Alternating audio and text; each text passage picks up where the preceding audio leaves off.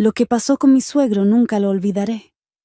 Y lo peor de todo es que mi marido ni siquiera se enteró. La verdad es que funciona mucho mejor que su hijo. Nunca pensé que los hombres maduros me iban a dar lo que tanto buscaba en los jóvenes. Pero bueno, mejor te cuento mi historia desde el principio.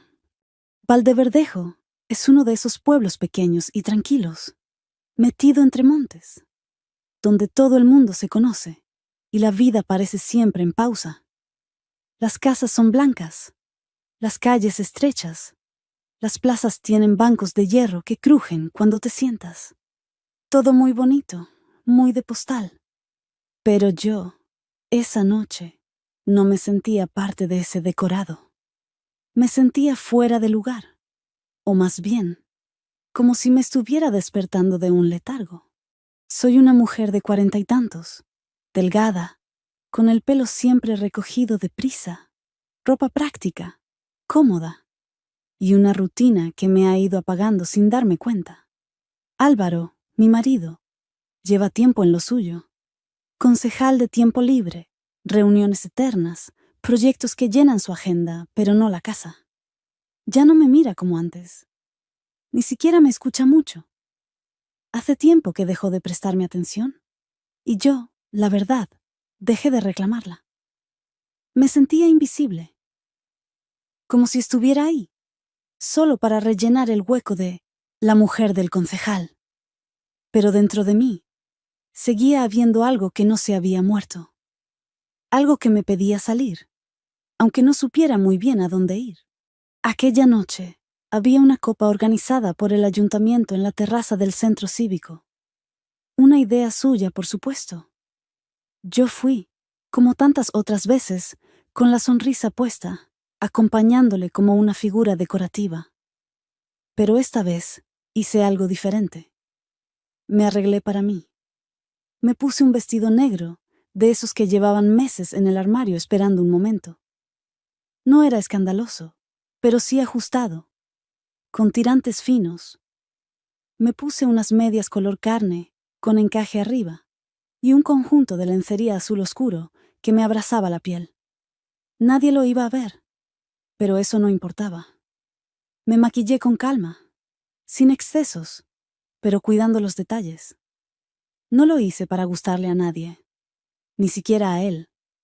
Lo hice para sentirme viva, para volver a verme a mí misma en el espejo y no a esa sombra gris en la que me estaba convirtiendo.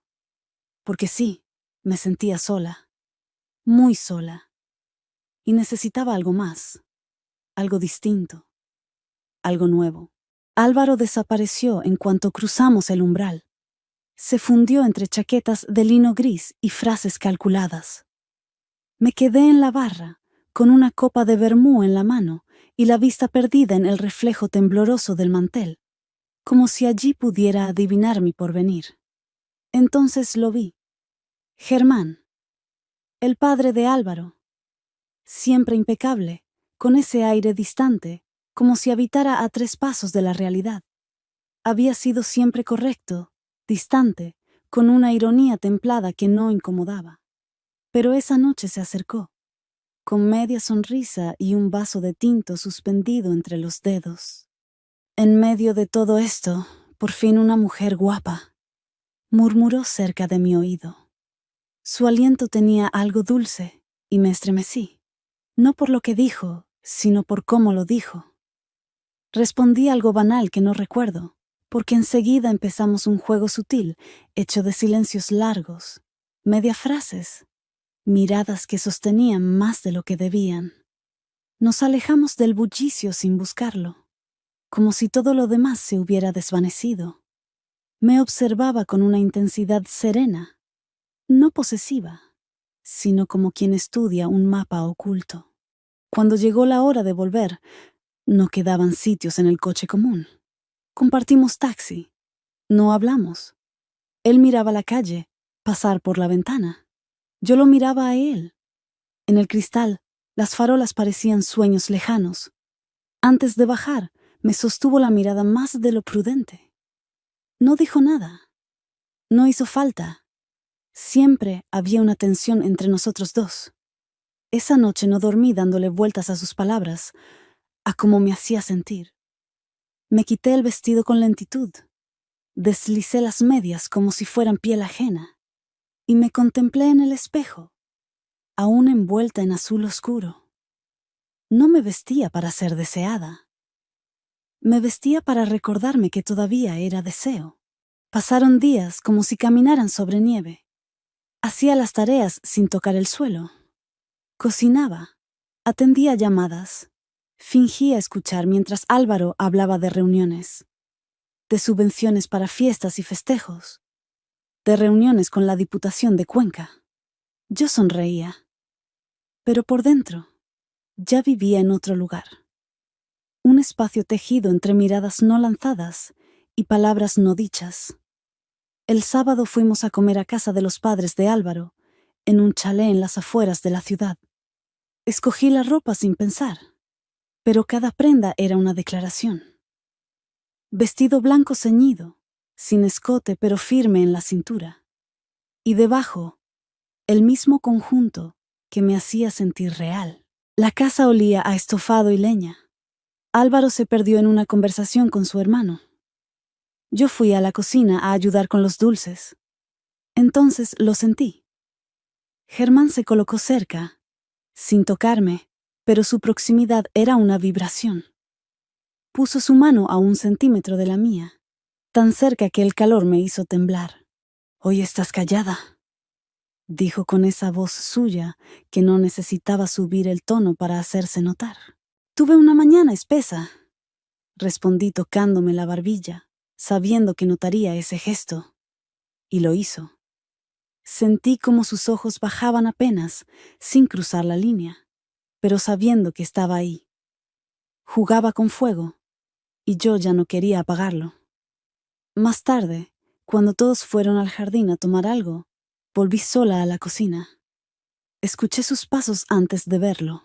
«¿Sabías que caminas como si el aire te anunciara?», dijo detrás de mí. Me giré despacio. «¿Eso es bueno?», pregunté. «Eso es peligroso», respondió.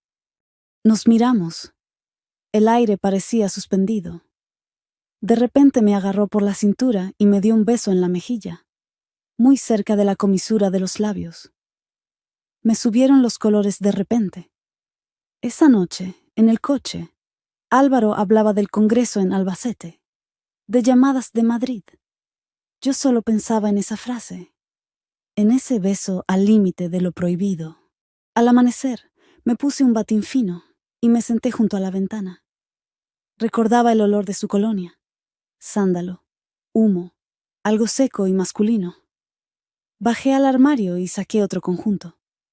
Negro, con encaje en la espalda. Me lo puse. Nadie lo vería, pero yo sí. Y eso bastaba. 2 días después, un pretexto. Necesitaba un álbum viejo para un collage de cumpleaños. Germán respondió con un escueto. «A partir de las 4 estaré en casa». Me vestí con un vestido gris claro, de cuello alto, mangas al codo, marcando la cintura. Zapatos azul oscuro y lencería roja. No porque la fuera a mostrar, sino porque sabía que él lo notaría sin verla. La casa estaba en una calle tranquila. Llovía. Me miré en el espejo retrovisor antes de bajar. El corazón me golpeaba el pecho. Él abrió la puerta en cuanto llegué. Camisa abierta en el cuello, vaqueros, la barba de 2 días. No era el padre de mi marido. Era un hombre. Y me había estado esperando. «Pensé que no vendrías», dijo. «Yo también», respondí, «pero he venido». Nos sentamos en la terraza trasera. Pasamos las páginas de un álbum. Fotos de Álvaro con dientes torcidos y rodillas sucias. Reíamos, pero las risas eran excusas. En un momento, nuestras manos se tocaron. No por descuido, por decisión. Yo tomé la suya. Él no dijo nada. Esa tensión entre nosotros se volvió eléctrica. Cada mirada, cada roce casual, cada palabra inocente cargada de doble sentido. Sabía que estaba mal. Era el padre de mi marido. Algo me atraía cada vez más a él, pero la forma en que me hacía sentir, como si fuera la mujer más deseada del mundo, era adictiva. De repente se acercó y sus manos ya me rodeaban la cintura, atrayéndome contra él. ¿Y yo? No me resistí. Era algo que tenía que pasar y pasó. Ambos nos fundimos en uno. Al principio tímidos, pero luego con pasión. En el mismo suelo de la terraza. Días después me escribió: necesito ayuda para escogerle un regalo a Álvaro. Me vendría bien tu criterio, después de comer. Era inocente en apariencia, pero el mensaje era claro. Quería repetir, y yo también. Así que me vestí con un vestido perla, escote cerrado, mangas ceñidas, ropa interior roja.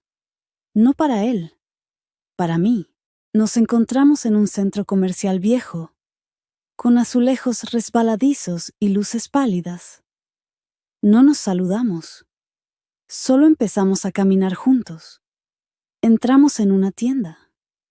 Yo mostraba corbatas. Él me miraba. Últimamente Álvaro tiene un gusto peculiar, dije. Últimamente no sabe distinguir lo valioso, contestó él. Lo miré sin apartar los ojos. Ahí empezó de verdad el juego. Después, en una cafetería escondida, no hablamos mucho. Me tomó la mano sin permiso. ¿Y yo? No la retiré. No sé a dónde va esto, susurré. Ni yo, pero no quiero detenerlo. Yo tampoco. Así que como dos quinceañeros, nos fuimos al baño a repetir lo que pasó tan solo unos días. Era magnético, sabía perfectamente cómo hacerlo. Me agarró fuerte del pelo y pasó. Al despedirnos me abrazó. Largo, silencioso.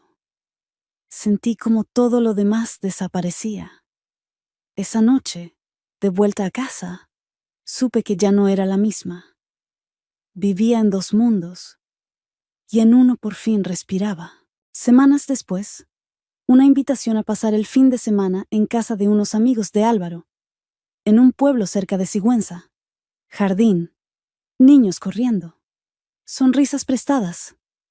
Recibí un mensaje suyo. Sé que no puedes hablar.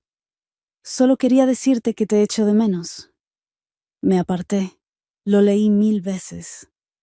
No respondí. No hacía falta. Luego, otro mensaje. Más directo. Voy a pasar unos días en la casa del campo, en la loma. Nadie estará. Si quieres venir, ven. Mi corazón se disparó. No contesté. Hice la maleta y dije que visitaría a una amiga. Álvaro no preguntó. La casa era blanca, con tejas y un jardín de almendros. Germán abrió con la misma voz de siempre. No nos besamos, solo hablamos. Té, mermelada, libros. Pero el lenguaje era otro. Me llevó al jardín. Me senté en una hamaca. Él se colocó detrás, y al empujarme, sus manos apenas rozaban mis caderas. Si te beso ahora, nada será igual. Ya nada lo es, dije. No me besó. Acarició mi pelo y entró en la casa. Sabía que esa noche sería la más larga de mi vida. Cuando subió, no dijo nada. Se acercó como si caminara sobre un lago helado. Me rozó el hombro, la mejilla. Me besó. Lento, denso. Desnudamos palabras y pieles sin prisa. No era deseo. Era destino. Adictivo. Al amanecer, me vestí en silencio.